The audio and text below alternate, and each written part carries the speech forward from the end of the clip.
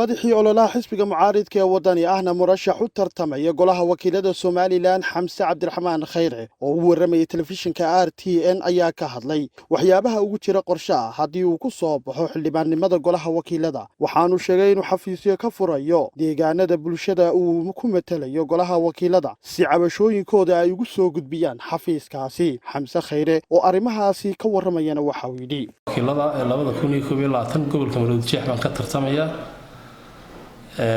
magacayguna waa Xamse Cabdiraxmaan Khayre waxay igu jirteen martii Ilaahay guuleeyo kursigaan u ordayo inaan xafiis ka samaysto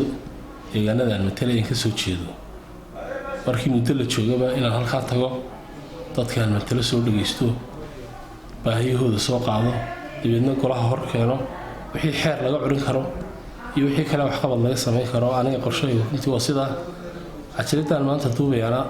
دوني نقطة تدخل مخراتي يبلغ وعد الله قلي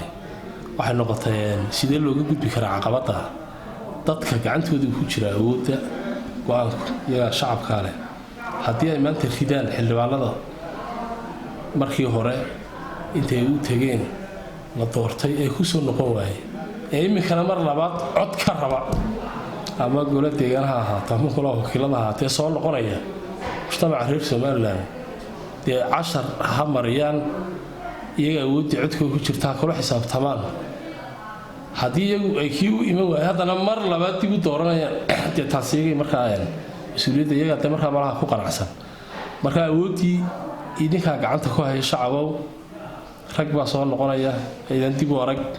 waa doorateen oo qaarkood xilaalhayeen oo waxba idin la qaban iska rida kuwii wax qabtay iyagana dee abaal mariya haddii taas u dhacdo waxa dhacaysa in markaa xildhibaanadu ay markay xilka tagaan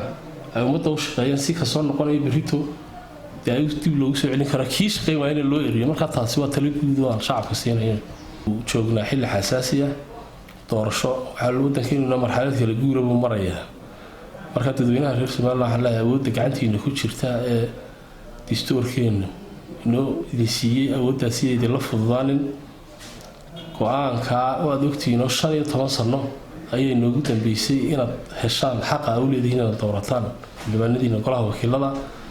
waa go'aan masiiriya waa mid saameynaya mustaqbalka carruurtiina iyo noloshiina marka inaad ka fiirsataan cidda dooranaysaan inaad mashkaxisaan in cid idinka idin adeegta oo danihiina ka shaqaysa oo u taagan baahi muxuu ahaa codkiina ku hadasha inaad doorataan baa laga maarmaana waxaan mujtamaca reer Somaliland halkan ka farayaa inay ka baxaan qabaa'ilka oo wariyaha wax idin qabanaya cidda dooranaysaana taariikhdeeda rekoorkeeda eega taladaasi waa talo guud oo mujtamaca reer Somaliland aan maanta halkan uga diray RTN-ta waxa loo baahan yahay inuu ka talino masiirka iyo mustaqbalka wadankeena iyo dadkeena iyo ubadkeena waxbarashadii waqti waa qaali laydkii waqti waa qaali wixii ay dawladda hay'adna bixiso oo dhan haday waxbarasho tahay haday biyo tahay haday caafimaad tahay wixii oo dhan oo leedika iibiya dawladii idin shaqayn lahayd ma jirto oo idin ma shaqaynayso in idin shaqayn weydana waxa mas'uul ka ah golayaasha doorateen oo idin shaqaynin waxaan marti idinka ah inaad doorataan golayaal idin shaqaynaya Axmed Ismaaciil Cabdi telefishinka caalamiga ee RTN Hargeysa.